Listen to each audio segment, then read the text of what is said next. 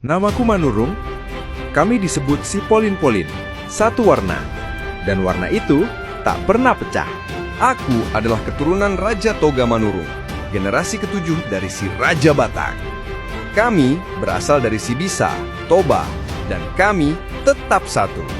Meski leluhur kami punya 3 anak, Huta Gurgur, Huta Gaol, dan si Manoroni, kami tetap bermarga Manurung. Tak ada pecahan, tak ada proklamasi baru.